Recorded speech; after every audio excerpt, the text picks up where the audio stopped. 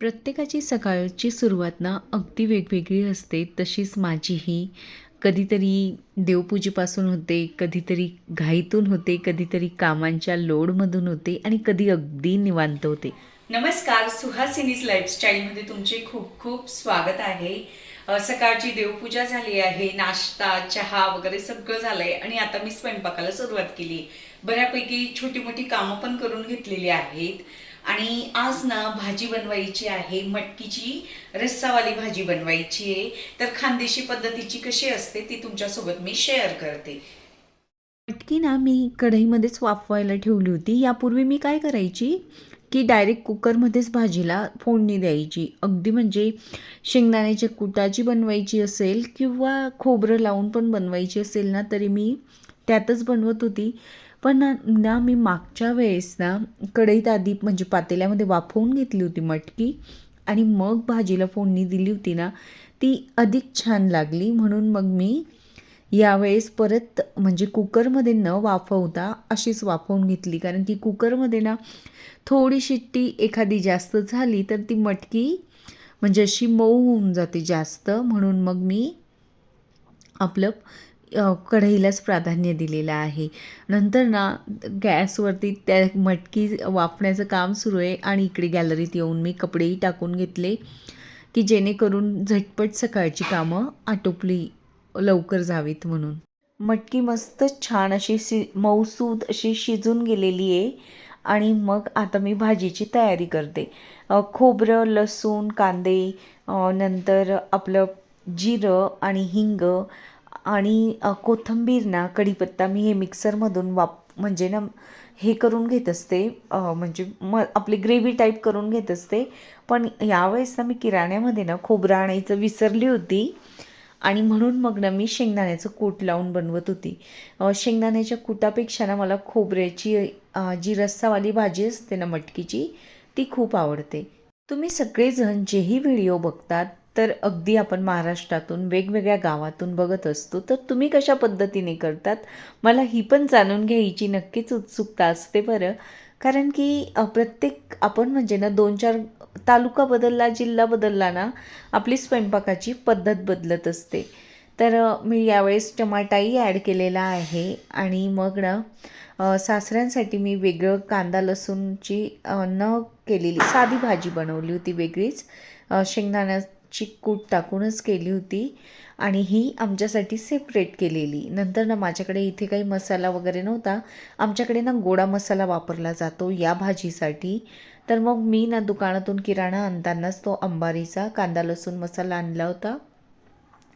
तोच यामध्ये अगदी म्हणजे पाव चमचा मी टाकलेला आहे. मी जास्त पण नाही टाकला आहे. आणि मस्तच भाजी तयार झाल्यानंतर थोडीशी कोथिंबीर टाकली. दिवाळीसाठी ना आपण कितीतरी फराळाचे पदार्थ बनवतो. नंतर दिवाळीमध्ये पण आपण गोडधोड इतकं खातो म्हणजे जनरली कधी बासुंदी, श्रीखंडपुरी, कधी पुरणपोळी असं वेगवेगळं असतं ना. तर मग ना त्या आठवड्यात असं झालं होतं की एकदम नॉर्मल जेवण कधी आपण करायला सुरुवात करू. कारण की फराळ आणि प्लस त्यामध्ये ना सगळं बनवण्याचा पण खूप लोड असतो. सगळेजण मस्त म्हणजे आपणही एन्जॉय करतो कारण की आपण आपल्याच आप्तजनांसाठी सगळं करत असतो. पण ना स्त्रियांचा ऑलरेडी श्रावणापासून इतका लोड सुरू असतो. ते घर आवरा परत तसंच होत असतं. 8 दिवसात 15 दिवसात परत आवरा, ह्या सगळी ही सायकल कंटिन्यू चालत असते. आणि नंतर पाहुणे येतात मग त्याच्यात अजून आपण धमाल मस्ती करतोच पण कामाचा लोडही भरपूर होतो.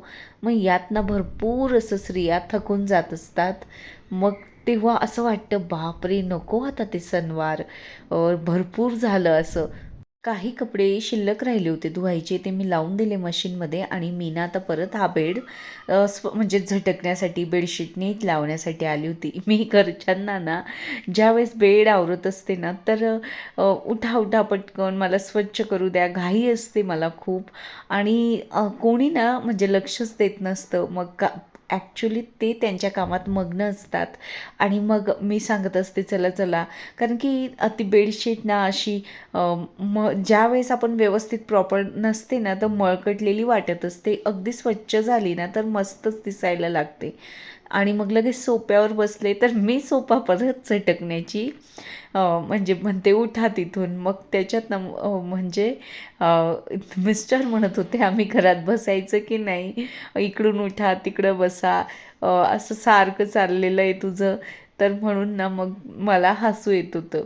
उन्नतीने ना त्यांचा बेडरूम अगदी क्लीन केलेला, छान केलेला. तेवढं माझं काम सोपं झालेलं आणि परत तिने तिच्यासाठी बोर्डही तयार केलेला, की ती नाराज असेल त्यावेळेस ती म्हणजे लावेल. ती फ्रेश असल्यावर असा बोर्ड लावेल, असं तिने मला हॅपी असल्यावर असा आणि म्हणजे नाराज असल्यावर वेगळा बोर्ड लावेल असं तिने मला सांगितलेलं. मगच रूममध्ये यायचं हे पण सांगितलेलं. मला म्हणजे हे सगळं मुलांचं बघून असं वाटतं की आपलं बालपण किती साधं होतं. आपण म्हणजे मुलं भावना व्यक्त करत होतो, पण त्यावेळेस म्हणजे सगळेजण छान छोट्या घरांमध्ये पण राहत होते, मोठ्या घरांमध्ये पण एकत्र राहत होते. काही कुणाचा बेडरूम हा माझा बेडरूम, तो माझा बेडरूम असं काही नव्हतं. सगळे अगदी गावाकडे तर सरळ सरळ मोठी घरं जरी असली ना तरी खूप लांब, म्हणजे या गल्लीमध्ये पुढचा दरवाजा असेल तर मागच्या गल्लीमध्ये दुसरा दरवाजा, असं माझ्या मामांच्या गावाला तर खूप आहे. म्हणजे डायरेक्टली लांब लचक अशी मोठी मोठी घरं. त्यामुळे सगळे एकत्र मस्त हॉलमध्ये झोपणार. आता असं झालं आहे की माणसांपेक्षा ना मोबाईल जास्त आवडतो. सगळ्यांच्याच घरी हीच कथा आहे. साक्षी कदम यांनी मला ना या ग्रॅनाईटच्या खलबत्त्याबद्दल विचारलं होतं. तर हा मी नाशिकच्याच लोकल दुकानातून घेतलेला आहे. दीप अप्लायन्सेस कॉलेज रोड इथून घेतला आहे. त्यावेळेस मी हा 500ला आणि याहून जो छोटा आहे ना तर तो 300 रुपयाला असं घेतला होता. आणि माझ्याकडे बुलढाण्याला जो ग्रीन कलरचा आहे ना तर तो मी ऑनलाईन घेतला आहे. आणि हा जो दगडाचा दिसतोय तो पण मी ऑनलाईन मागवलेला आहे. दगडाचा खलबत्ता घ्यायचा असेल तर म्हणजे ॲमेझॉनवरती ना एनझॅक असं कंपनीचं नाव असतं. म्हणजे एनझॅक खलबत्ता असं टाकलं ना तर ही बेस्ट क्वालिटी आहे. निवडताना ना खूप छोटा निवडू नका, कारण की काय होतं म्हणजे आपण जर खूप छोटा निवडला ना तर तो अजूनच अधिकच छोटा येतो. आणि कोल्हापूर पुणे येथे तर ना मार्केटमध्ये या प्रकारचे तुळशी बागेत तर रस्त्यावरती खूप असे विकायला असतात. कारण की ना जिथे टोपल्या आपल्या नंतर झाडण्या वगैरे किंवा ते बांबूची ज्या वस्तू मिळतात ना तिथे मी खूप सारे असे बघितले होते. असा खलबत्ता तुम्हाला ना लोकल दुकानामध्ये नक्कीच मिळेल. हा घेताना पण मला एक लक्षात आलेलं आहे, कारण की असा जो हा आहे ना या मोठ्या तोंडाचाच घ्यायचा, की जेणेकरून आपल्याला लसूण पण छान कुटता येतो किंवा इतर छोट्या मोठ्या गोष्टी कुटता येतात. पण अगदी असा सरळमधला जो घेतो ना आपण तर त्याच्यामध्ये ना जे कुटतो ना ते उडतं बाहेर, म्हणून मग ना जरा पसरट असा घेतला तरी चालतो. नंतर मला निवेदिता नाईक ताईंनी ना कमेंट केलेली की काचेच्या बरण्या दाखवा आणि त्याबद्दल माहिती सांगा. माझ्या सगळ्यात आवडत्या बरण्या तर ह्या आहेत. मेड इन इटली आहे. यांची क्वालिटी इतकी बेस्ट आहे ना, यांचं झाकण ही अतिशय उत्कृष्ट आहे. याची किंमत ना 275 होती, पण मी ऑफरमध्ये घेतल्या होत्या म्हणून मग मला ते 248 रुपये एक मिळालेली आहे. आणि ह्या बोरोसिलच्या आहेत, या माझ्याकडे 3 आहेत.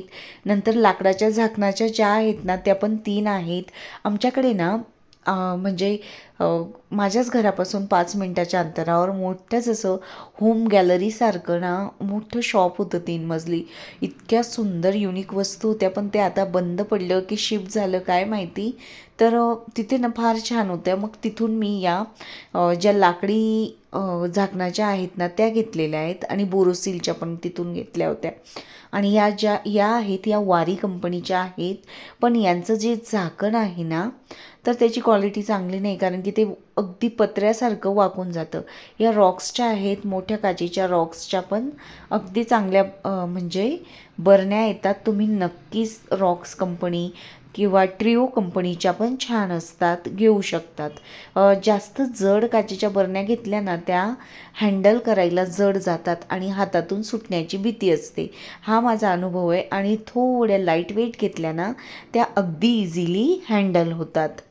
या सगळ्यांना मी टप्प्याटप्प्याने घेतलेल्या आहेत ना, म्हणून मग त्या सगळ्या वेगवेगळ्या आहेत.